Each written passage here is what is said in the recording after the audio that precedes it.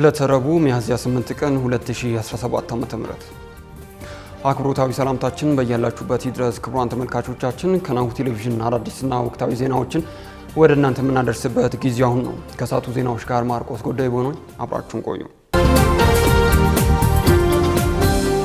ክቡራን ተመልካቾቻችን አርዕስተ ዜናዎቹን አስቀድመን መጪው የፋሲካ በዓል ያለምንም የጸጥታ ችግር እንዲከበር ቅድመ ዝግጅት ማድረጉን የአዲስ አበባ ፖሊስ አስታወቀ።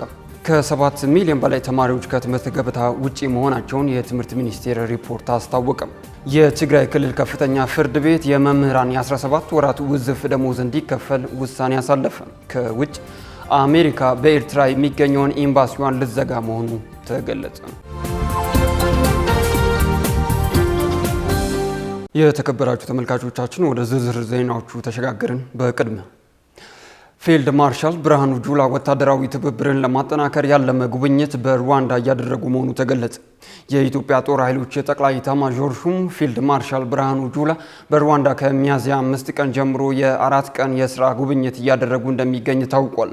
ጉብኝቱ ሁለቱ ሀገራት ወታደራዊ ትብብርን ለማጠናከር እያደረጉ ያሉትን ጥረት ተከትሎ የተካሄደ ነው። የሩዋንዳ ጠቅላይ ኤታማዦር ሹም ጀነራል ሙባረክ ሙጋጋ መጋቢት ወር በኢትዮጵያ ባደረጉት ጉብኝት በተለያዩ ወታደራዊ መስኮች በጋራ መስራት የሚያስችል ስምምነት ፊልድ ማርሻል ብርሃኑ ጁላ ጋር ተፈራርመዋል። እንደ ዘ ኒውዮርክ ታይምስ ዘገባ ፊልድ ማርሻል ብርሃኑ ጁላ ሰኞ ዕለት ኪሚሁሩራ በሚገኘው የሩዋንዳ መከላከያ ሰራዊት ዋና መስሪያ ቤት ከጀነራል ሙባረክ ሙጋጋ ጋር ውይይት አድርገዋል።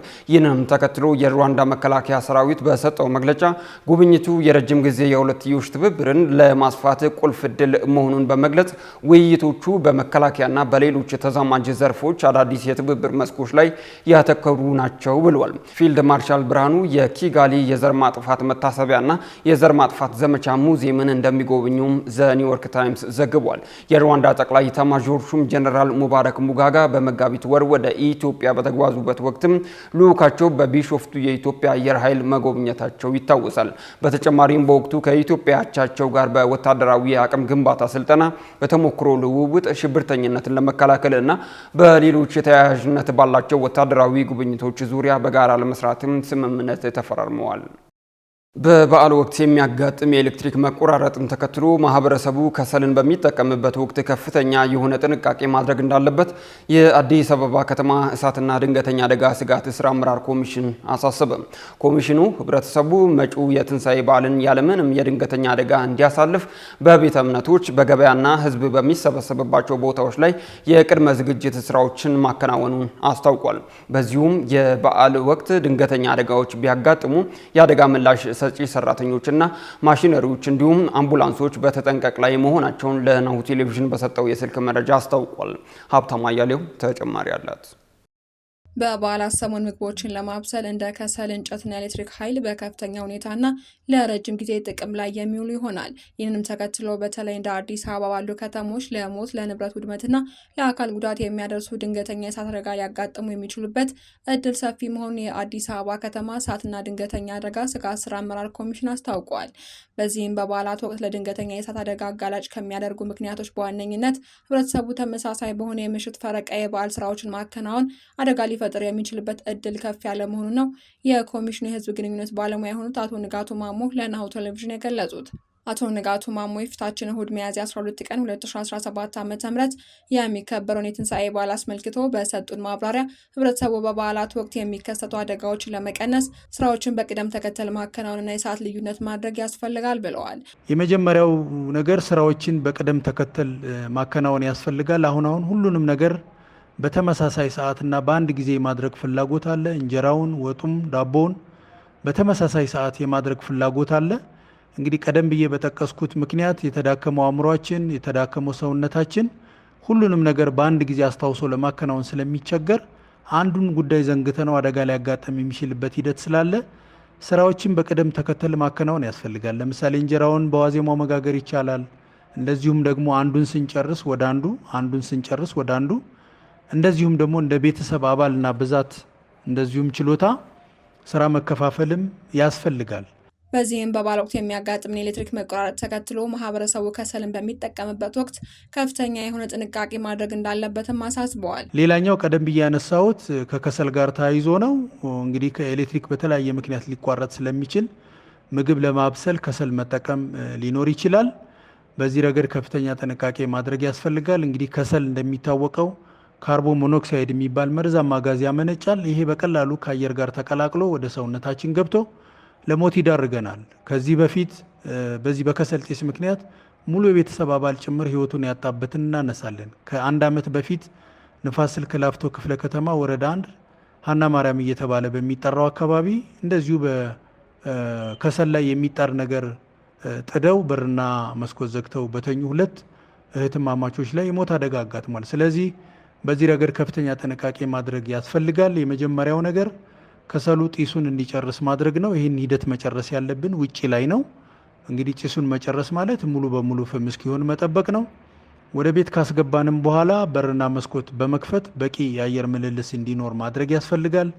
በከሰሉ ተጠቅመን ከጨረስንም በኋላ ከሰሉን አውጥተን በውሃ ማጥፋት እና ቤቱን ማናፈስ ያስፈልጋል። እንግዲህ አሁን አደገኛው ነገር የሚበስል ነገር ዶሮ ሊሆን ይችላል፣ ሌላም ወጥ ሊሆን ይችላል። ጥዶ ከላልሶ በራሱ ጊዜ እንዲበስል ከሚል ፍላጎት እንደዛ አድርጎ መተኛት በጣም አደገኛ ነው። በተጨማሪም ከሻማ ጋርም በተያያዘ ከዚህ ቀደም በአዲስ አበባ ከተማ የአንድ ቤተሰብ ሙሉ አባላት ሕይወት ማለፉን ያስታወሱት አቶ ንጋቶ ለበዓሉ ድምቀትና ለብርሃን ምንጭነት የሚለኮሱ ሻማዎች አደጋ ሊያስከትሉ እንደሚችሉም ገልጸዋል።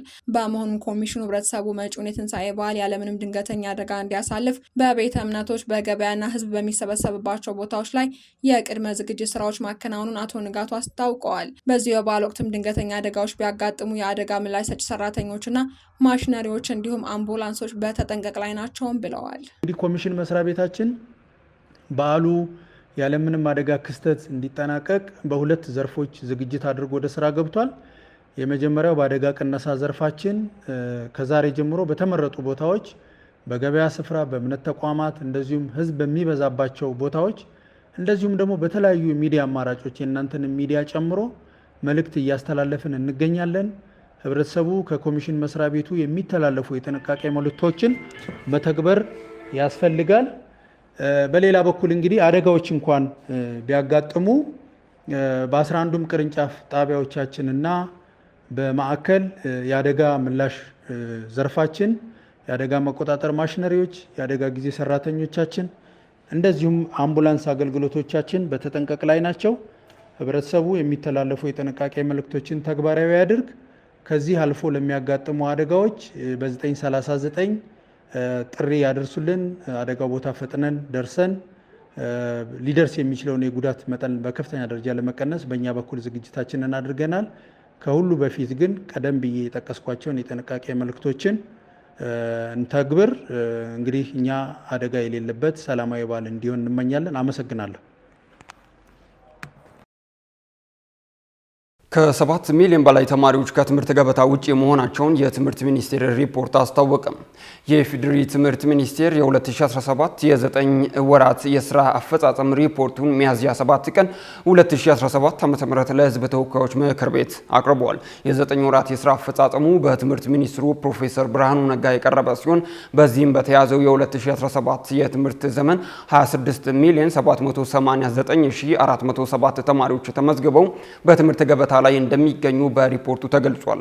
በተቃራኒው በሀገር አቀፍ ደረጃ 5354 ትምህርት ቤቶች በሰውና በተፈጥሮ በደረሰባቸው አደጋ አገልግሎት መስጠት ባለመቻላቸው ከ7 ሚሊዮን በላይ ተማሪዎች ከትምህርት ገበታ ውጪ ናቸው ተብሏል። ትምህርታቸውን እየተከታተሉ ከሚገኙ ተማሪዎች ውስጥም ከቅድመ አንደኛ እስከ ሁለተኛ ደረጃ ከሚሆኑት ውስጥ 48.2 በመቶ ሴቶች መሆናቸው ተጠቁሟል። በትምህርት ዘመኑ ከአንደኛ ደረጃ እስከ 8ኛ ክፍል ድረስ ከተመዘገቡ ተማሪዎች መካከል 50 በመቶ የሚሆኑትን ለመመዝገብ ታቅዶ 33.7 በመቶ ማሳካት መቻሉንም የሚኒስቴሩ ሪፖርት አመላክቷል። በሪፖርቱ ከተዳሰሱ ክንውኖች መካከልም ለ2 ዓመታት በዘለቀው የሰሜን ኢትዮጵያ ጦርነት ወቅት በአማራና በአፋር ክልሎች የሚገኙና አደጋ የደረሰባቸው ትምህርት ቤቶች የመልሶ ግንባታ ወይንም ጥገና እንደሚገኝበት መገለጹን ከሪፖርቱ መረዳት ተችሏል። የትግራይ ክልል ከፍተኛ ፍርድ ቤት የመምህራንን የ17 ወራት ውዝፍ ደሞዝ እንዲከፍል ውሳኔ አሳለፈ። በትግራይ መምህራን ማህበር ጠበቆች የቀረበውና በጦርነቱ ጊዜ ያልተከፈለ የ17 ወራት የመምህራን ደሞዝ ሲመለከት የቆየው ከፍተኛ ፍርድ ቤቱ ሚያዝያ 7 ቀን 2017 ዓ.ም ባዋለው ችሎት ውሳኔውን ሰጥቷል። ተከሳሾቹ የትግራይ ትምህርት ቢሮ፣ የፋይናንስ ቢሮ፣ የትግራይ ጊዜያዊ አስተዳደር እንዲሁም የገንዘብ ወይንም የፋይናንስ ሚኒስቴር ሲሆኑ ጉዳያቸው በሌለበት ሲታይ ቆይቷል። ፍርድ ቤቱ የቀረበለትን ክስ መርምሮ የመምህራኑ የ17 ወራት ውዝፍ ደሞዝ እንዲከፈል ወስኖ ፋይሉን ወደ መዝገብ ቤት መልሶታል። የፍርድ ቤቱን ውሳኔ እንደሚቀበሉትና እንዳረካቸው የተናገሩት አስተያየት ሰጪ መምህራን ውሳኔው ቶሎ በመተግበር በከፋ ሁኔታ የሚገኙ መምህራንን መታደግ ይገባልም ብለዋል። ተከሳሾቹ ውሳኔውን በማስመልከት እስካሁን ያሉት ነገር የለም።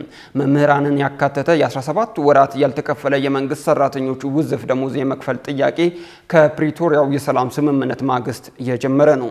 በቀድሞው ፕሬዝዳንት አቶ ጌታቸው ረዳ የሚመራው ጊዜያዊ አስተዳደር ጉዳዩ በፍርድ ቤት እንዳይታይ የሚከለክል መመሪያ እስከ ማውጣትም ደርሶ ነበር። በዓሉ ያለምንም የጸጥታ ችግር እንዲከበር ቅድመ ዝግጅት ማድረጉን የአዲስ አበባ ፖሊስ አስታወቀ። መጪውን የስቅለትና የፋሲካ በዓላትን ያለምንም የጸጥታ ችግር እንዲከበር ለማስቻል ወቅታዊ የከተማዋን የጸጥታ ሁኔታ ያገናዘበ ቅድመ ዝግጅት አድርጎ ወደ ትግበራ መግባቱን የአዲስ አበባ ፖሊስ ኮሚሽን አስታውቋል። ኮሚሽኑ ለጣቢያችን እንደገለጸው የበዓሉን ግርግር እንደ ምቹ አጋጣሚ በመጠቀም የሐሰተኛ የገንዘብ ኖቶች እንዳይሰራጩ ብሎም የትራፊክ መጨናነቅና ከወንጀል ድርጊቶች በጸዳ መልኩ ለማክበር ከከተማዋ ሰላምና ጸጥታ ቢሮ ጋር በመቀናጀት ወደ ስራ መግባቱን አስታውቋል። ኤልዳና ታደሰ ዝርዝሩን አዘጋጅተዋለች። መጪውን የስቅለትና የፋሲካ በዓል ያለምንም የጸጥታ ችግር እንዲከበር ለማስቻል ወቅታዊ የከተማዋን የጸጥታ ሁኔታ ያገናዘበ ቅድመ ዝግጅት አድርጎ ወደ ተግባር መግባቱን የአዲስ አበባ ፖሊስ ኮሚሽን አስታውቋል። የኮሚሽኑ የህዝብ ግንኙነት ዳይሬክተር ኮማንደር ማርቆስ ታደሰ ለጣቢያችን እንደገለጹት በዓሉ በሰላም ለማክበር የከተማዋ የሰላምና ጸጥታ ጋር በመቀናጀት ወደ ስራ መገባቱን ተናግረዋል። በተለያዩ አካባቢዎች ከሚገኙ የከተማዋ ነዋሪዎች፣ ከአስተዳደር አካላት፣ ከሃይማኖት ተቋማት፣ ከተለያዩ አደረጃጀቶችና ከወጣቶች ጋር በትብብር እንደሚሰራ አስረድተዋል። በበዓላት መዳረሻ ላይ ሰፊ እንቅስቃሴ የሚስተዋሉባቸው ቦታዎች ላይ ወንጀሎችን ለመከላከል የቅድመ መከላከል ስራ እየተሰራ መሆኑንም ተናግረዋል። እንግዲህ የ2017 የስቅለትና የትንሣኤ በዓልን አስመልክቶ የአዲስ አበባ ፖሊስ ከፌዴራል ፖሊስ ሰላምና ጸጥታ ከሌሎችም ባለድርሻ አካላት ጋር በመሆን በጋራ ሰፊ ዝግጅት አድርጓል። ዝግጅቱን ማጠናቀቅ ወደ ስራ ገብቷል። በዓልን ታስቦ የሚፈጸሙ የሚችሉ የወንጀል ድርጊቶችን መከላከል ላይ ትኩረት ያደረገ ነው። ሰሞኑን እንግዲህ ከሚፈጸሙ የወንጀል ድርጊቶች ውስጥ ወንጀሎቹ የሚፈጸሙት በአብዛኛው በገበያ ቦታዎችና በትራንስፖርት መጠበቂያ ቦታዎች ሊሆኑ ይችላሉ። ቀደም ሲል አንቺም እንደገለጽሽው በመዝናኛ አካባቢዎችም የሚፈጸሙ እንደዚህ አይነት የመሳሰሉት ወንጀሎችም ሊያጋጥሙ ይችላሉ። ስለዚህ ማህበረሰቡ እንግዲህ በከፍተኛ ጥንቃቄ ማድረግ መቻል አለበት። ኮማንደር ማርቆስ የህዝብ እንቅስቃሴ በሚበዛባቸው ቦታዎች፣ በገበያና በመዝናኛ ስፍራዎች ወንጀል እንዳይፈጸም ትኩረት ሰጥቶ እየሰራ መሆኑን ገልጸው ከበዓላት መቃረብ ጋር ተያይዞ ለበዓል የሚያስፈልጉ ግብዓቶች ላይ ያልተገባ የዋጋ ጭማሪ በማያደርጉ ነጋዴዎች እንዲሁም ደግሞ ለገበያ በሚቀርቡ ምርቶች ላይ ባዕድ ነገር ቀላቅለው በሚሸጡ ነጋዴዎች ላይ ቁጥጥር እየተደረገ መሆኑን አንስተው ህብረተሰቡ ዋጋቸው ገበያ ላይ ካለው ሽያጭ ዝቅተኛ የሆኑ ምርቶችን ሲያገኝ ለምን ብሎ መጠየቅ አለበት ሲሉ አስረድተዋል። የሚበሉና የሚጠጡ ነገሮች ላይ ባዕድ ነገር በመቀላቀል ይዘው ወደ ገበያ የሚመጡ አንዳንድ ከውጭ ግለሰቦች ሊያጋጥሙ ይችላሉ። ምክንያቱም እነዚህ ወንጀል ፈጻሚዎች እንደዚህ አይነት ምርት ይዘው ወደ ገበያ ሲወጡ በተቻለ አቅም በመደበኛነት ከሚሸጠው ዋጋ በጣም አሳንሰው ይዘው የሚመጡበት ሁኔታ እንዳለ ከአሁን በፊትም ልምድ አለ ማለት። ስለዚህ በጣም ርካሽ ሲሆን ለምን ብሎ መጠየቅ የእያንዳንዱ ሸማች ኃላፊነት ነው ማለት ነው። ህገወጥ የገንዘብ ዝውውሩ በሁለት አይነት መልኩ ወደ ገበያ ሊመጣ ይችላል ተብሎ ይገመታል። አንዱ ሙሉ ለሙሉ ፎርጅድ የሆኑ ገንዘቦችን ወደ ገበያ ይዘው የሚመጡ ግለሰቦች ሊያጋጥሙ ይችላሉ። ካልሆነም ደግሞ ህገወጡን ከህጋዊው ጋር በመቀላቀል ወደ ገበያ ቦታ ይዘው ሊመጡ ይችላሉ። ስለዚህ ሸማቹም ነጋዴውም የሚቀበላቸውን የብር ኖቶች ህጋዊነታቸውን አረጋግጦ መቀበል ይኖርበታል። ከዚህ ጎን ለጎን እንግዲህ በሸቀጦች ላይ በጣም የተካነነ ከፍተኛ ጭማሪ የሚያደርጉ አንዳንድ ግለሰቦች እነሱ ላይም ቀደም ሲል ከገለጽኩልሽ ባለድርሻ አካላት ጋር በጋራ ቁጥጥር እያደረግን ያለ ነው። የበዓላትን መምጣት ተከትሎ በሚጨምረው የሰውና የተሽከርካሪ እንቅስቃሴ ሳቢያ የሚደርሱ የትራፊክ አደጋን ለመከላከል ኮሚሽኑ ሙሉ የሰው ኃይል ማሰማራቱን ጠቅሰዋል። የበዓል ድባብ ከደስታ ወደ ሀዘን እንዳይቀየር አሽከርካሪዎቹ ሆነ እግረኞች ትኩረት አድርገው በኃላፊነት ስሜት ሊንቀሳቀሱ እንደሚገባም አሳስበዋል። የትራፊክ ጉዳይም በዓል በሚመጣ ሰዓት ላይ ያው አሳሳቢው ችግር ነው። ምክንያቱም በጣም በርካታ የሆኑ ደም መተላለፎች በበዓል ሰሞን አካባቢ ይኖራሉ ተብሎ ይገመታል። በተለይ አልኮል ጠጥቶ የሚያሽከረክሩ አሽከርካሪዎች ሊያጋጥሙ ይችላሉ። ከመጠን ወሰን በላይ የሚያሽከረክሩ አሽከርካሪዎች ሊያጋጥሙ ይችላሉ። ሰውና ዕቃ ላይ የሚጭኑ ከታሪፍ በላይ የሚያስከፍሉ እንደዚህ ግለሰቦች ሊያጋጥሙ ይችላሉ። ስለዚህ እነዚህ ነገሮች ህገወጥ ድርጊቶች ናቸው። በህግ ተጠያቂነት የሚያስከትል ነው። የትራፊክ አደጋ ጉዳይ ደግሞ በተለይ የመጨረሻ ውጤቱ ራስንም ሌሎችንም ለአደጋ የሚያጋልጥ ስለሆነ አሽከርካሪዎች ከፍተኛ ጥንቃቄ ማድረግ አለባቸው። እግረኞችም ከፍተኛ ጥንቃቄ ማድረግ ይኖርባቸዋል። በእኛ በኩል እንግዲህ አጠቃላይ ዝግጅታችን አጠናቀን ወደ ስራ ገብተናል። ስራ እየሰራን ነው። ሁሉም ከላይ ጀምሮ እስከታች አንድ ባይ ላይ ነው ያለ ነው። እስካሁን ለተገኘው ሰላም የከተማዋ ነዋሪዎች በጸጥታ ጉዳይ ላይ ያደረጉትን ንቁ ተሳትፎ ከፍተኛ አስተዋጽኦ ማበርከቱን ያስታወሱት ኮማንደር ማርቆስ በዓሉ በሰላም እንዲከበር ፖሊስ ኮሚሽኑ የሚያከናውነውን ተግባር እንደወትሯቸው በመደገፍና አጠራጣሪ ነገሮች ሲያጋጥም መረጃና ጥቆማ በመስጠት እንዲተባበርም መልእክታቸውን አስተላልፈዋል። ጥቆማ ለማቅረብ በአቅራቢያው በሚገኘው ፖሊስ ጣቢያ በግንባር በመቅረብ ወይንም በስልክ ቁጥር 0111110111 እንዲሁም 991 በመደወል የተለመደ ትብብራቸውን እንዲያደርጉ የአዲስ አበባ ፖሊስ ኮሚሽን ጥሪውን አቅርቧል። አሁን መልፋት አልፎበታል። አንድ ሆነው ብዙ የሚሆኑበት ጊዜ መጥቷል። በጣቶ ፍጥነት ትኬቶን ቆርጠው ወደ ፈለጉበት ይጓዛል። ለመንገዶን ጊዜን ቀድሞ በመረጡት ሆቴል ወዲያውኑ ማረፊያውን ይይዛል።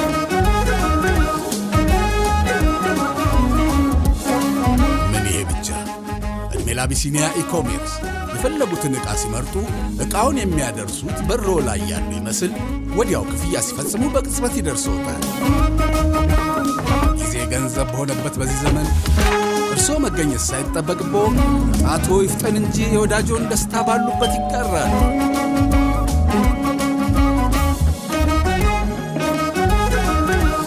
አቢሲኒያ የሁሉም ምርጫ።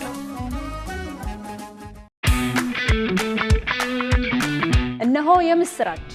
የ10 አየር መንገድ የበረራ ትኬት ለውድ ደንበኞቹ በተቀላጠፈና አስተማማኝ በሆነ መንገድ እያቀረበ ያለው።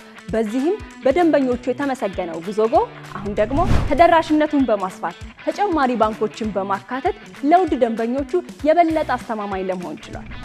የጉዞጎን አፕሊኬሽን ከአፕ ስቶር ወይም ከፕላይ ስቶር በማውረድ የመነሻና የመድረሻ ከተማዎትን መርጠው ዋጋ አወዳድረው የሀገር ውስጥም ሆነ ዓለም አቀፍ በረራ ማድረግ ካሰቡ የበረራ ትኬቶን ክፍያ በአቅራቢያው በሚገኙ ባንኮች አንድም በአካል በመሄድ ወይም በኦንላይን የክፍያ አማራጮች ክፍያዎትን በመፈጸም የበረራ ትኬቶን በእጅ ያስገቡ። ከዚህም በተጨማሪ እንደ ሁሉ ጊዜው ወደ ጉዞጎ የጥሪ ማዕከላችን 7473 በመደወል ከሙሉ የበረራ መረጃ ጋር የ24 ሰዓት የትኬት አገልግሎት ማግኘት እንደሚችሉ ስናበስሮ በታላቅ ደስታ ነው። ለበረራዎ ጉዞጎ።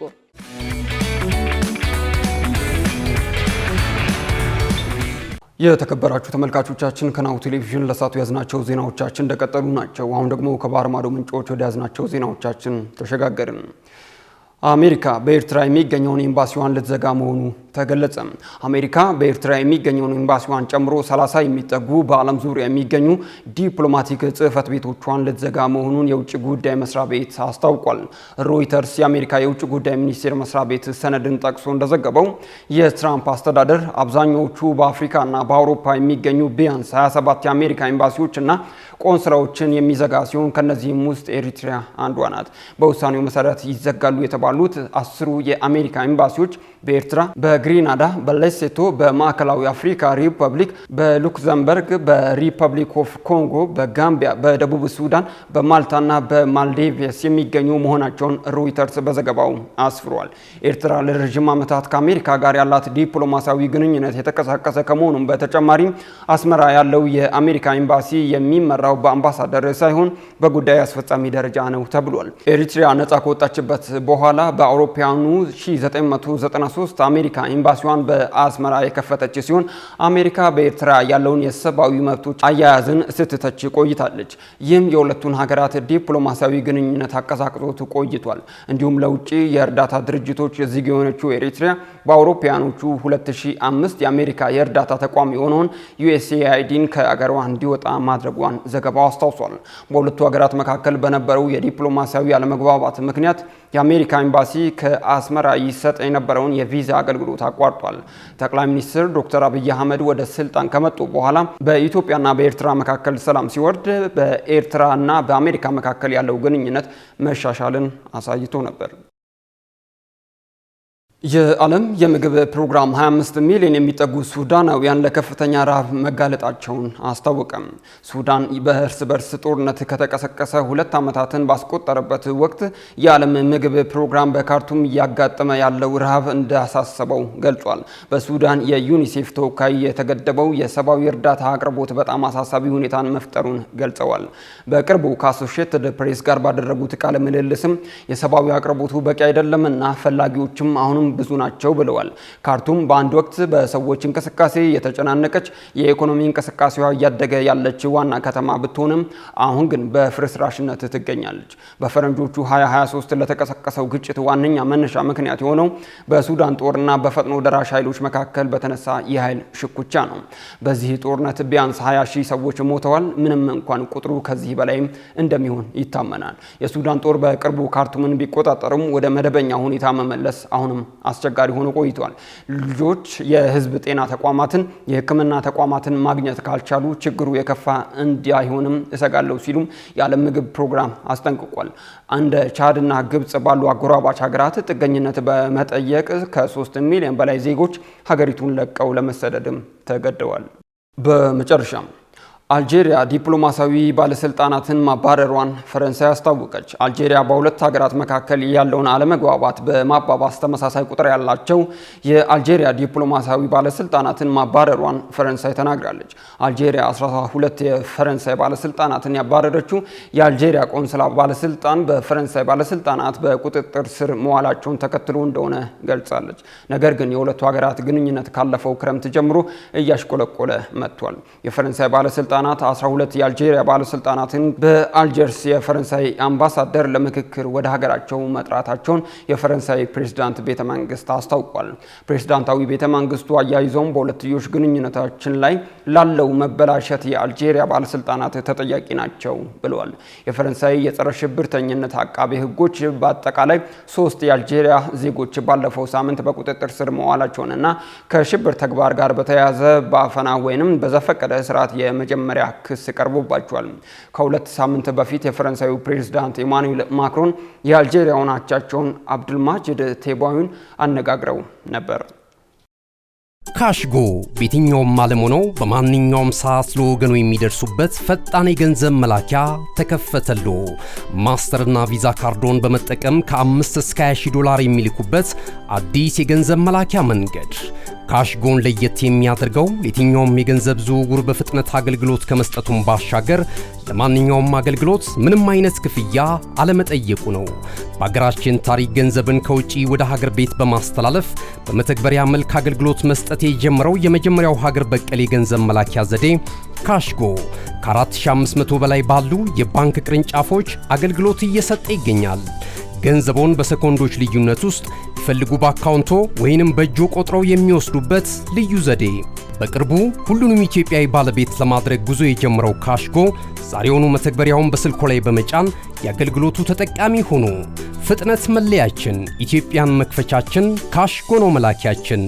ካሽጎ የአዲሱ ትውልድ ብራንድ። የተከበራችሁ ተመልካቾቻችን ከናሁ ቴሌቪዥን ለዕለተ ረቡዕ ምሽት ያዝናቸው አዳዲስና ወቅታዊ ዜናዎቻችን በዚሁ ያበቁ። ከሳቱ ዜናዎች ጋር ማርቆስ ጎዳይቦ ከመላው የስቱዲዮና የቴክኒክ ክፍል ባልደረቦቻችን ጋር በጋራ በመሆን ቆይታ አደረግን። መልካም ምሽት።